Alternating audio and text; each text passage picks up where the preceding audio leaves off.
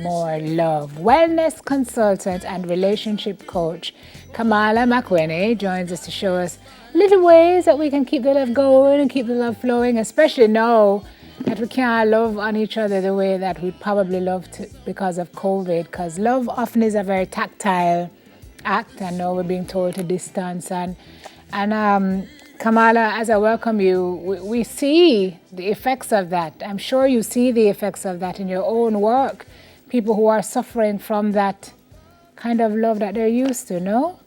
Absolutely, Simone. It's a very interesting phenomenon, the fact that we're not able to be hugging and visiting as much as we used to. There are high levels of loneliness and just a kind of low mood that's just kind of affecting so many persons at this time because, we're built, we have an inbuilt need to connect with persons and especially to express that in physical ways. I find it interesting because even the folks who are pretty much kind of loners, who are not, like street mongers or who just keeps themselves generally, are having a hard time with the fact that they can't, even if they want to know, be able to love in this way. So it pretty much affects everybody, no matter how you were before.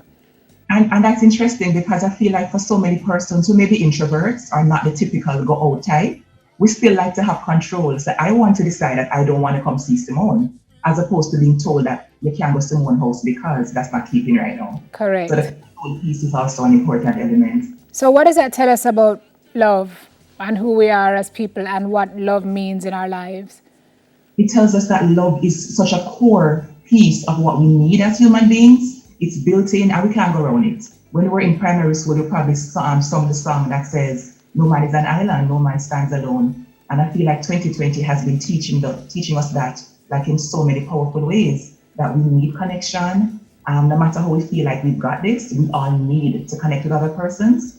And it also tells us about the many valuable things that love brings to our lives.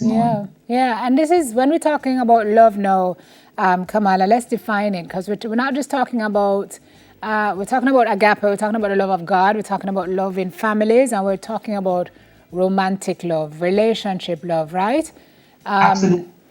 I mean, the irony of that is that we've seen a lot of relationships break up out of this pandemic as well, because people are in the same space and maybe that love that they thought was there was not. So it's an interesting dynamic, no?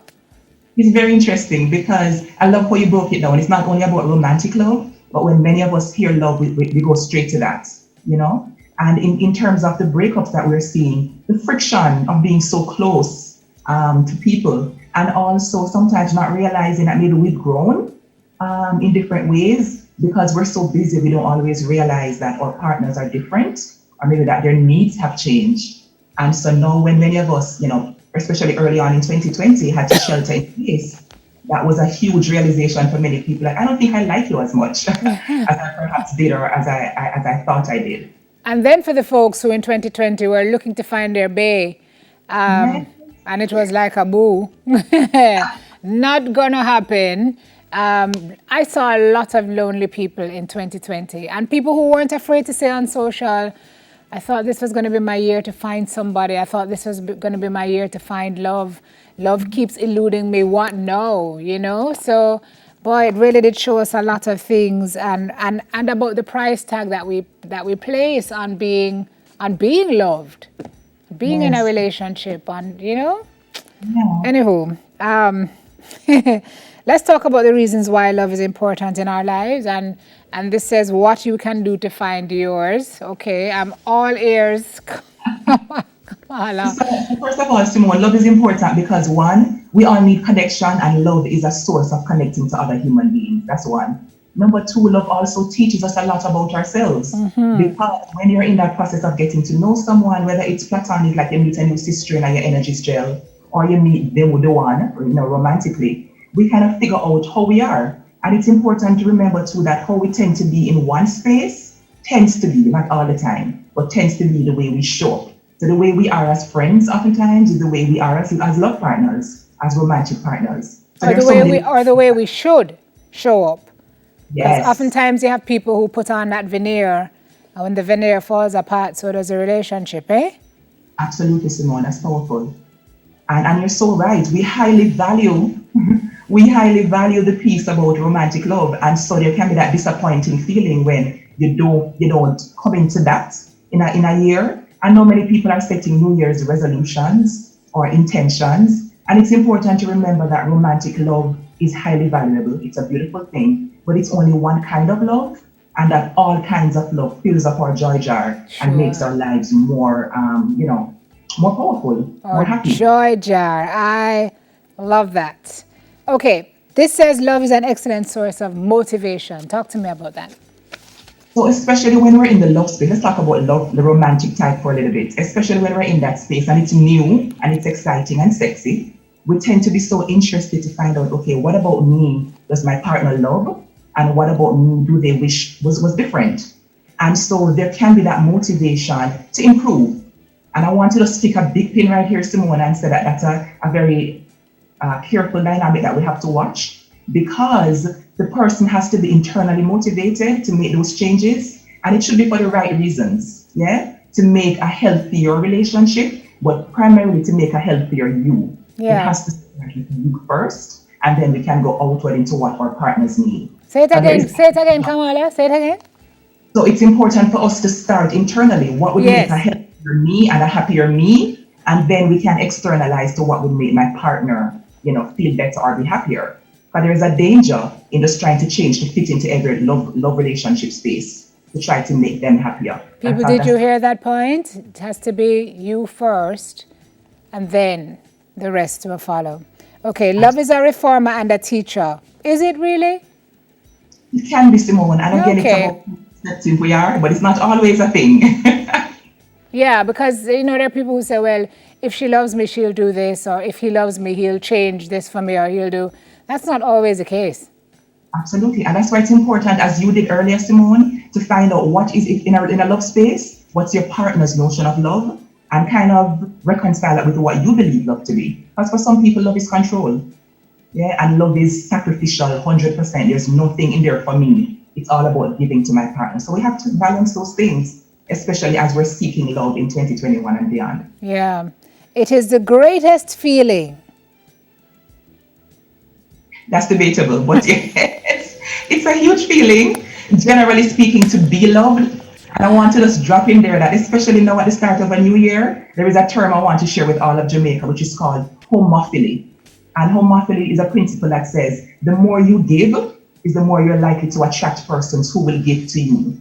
So especially as we're seeking to be more loved, to feel more loved, it's a very good place to start to love on other people.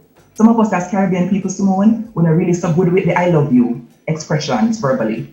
So I'm encouraging everybody who's watching to start off just reminding the people who are in your space that you love them. Friends, sisters, parents, the whole works. Homophily? Homophily, yes. Homophily. Okay, so Yes. there's a notion that if you are grateful or you give thanks for things and you attract abundance, for the folks who want to be grateful for a partner, to attract a partner in 2021, what would you say to that person? To talk about the universe, asking for what you want and it shall be given. And it may sound like airy fairy stuff to a lot of people, but there are people who are looking to be in relationships. What would you say to them as we wrap up the interview? What's the best advice you would give them? I would say start right here. Start with you, start loving on you more, because I feel like we vibrate at a higher level when we're deeply in love with ourselves and deeply in love with our own lives. That's number one. Number two, become clear on what you're looking for in a love space. Like, what do you want love to do for you? You only want it for the gram, to show off pictures? Do you only want it to feel more valuable because that's dangerous, right? Or do you want to be able to also give someone, of yourself also? So be careful about what you're looking for. Write it down, or you want to feel in love. And number three, I would say just continue living at a high level of, a powerful life. Like, I enjoy my life. I'm going to continue to build myself up. So when a partner comes, we're also the ideal partner for them. Yeah. One more thing before we go. So we talked about the people who don't have anybody. You mentioned a point earlier about love feeling new and fresh and something when I think that's the point we're talking about, being the greatest feeling. How do you maintain that throughout the course of a lengthy relationship. Because what you don't want is for it to feel new and lovely when it starts, and then 3 months in you're like, him. Yeah, what's popping? So it's so important, Simone, to fan the fires of intimacy. And many people think intimacy is only sex, but that's not true. So there's a concept in couples therapy called positive sentiment override. Tell your partner often, I like this about you. I like when you do this for me. Be intentional, like drop little notes, send a text randomly. Those things make the connection consistent and authentic, and it really compounds over time. Positive sentiment override. Oh, I like it. Yes, I'm going to please. try it. But first, after the first thing, which is to find. Never mind, stop laughing after me. All right. Okay. Appreciate that. Love that. This. Go away. Go away. Where are you going? Where are you going? You just found the person. Hello. Have a Hey, negative come on. sentiment, or I feel a negative sentiment override coming. All right. Appreciate it. Thank you, wellness consultant and relationship coach, Kamala McQuinney. Great advice there. Thanks, Kamala. All the best to you for Thank you. 2021. That was a fun stop for me, but we've got another one apparently on the lineup, and you can join in with some ribbons. So we'll see you on the other side of this break.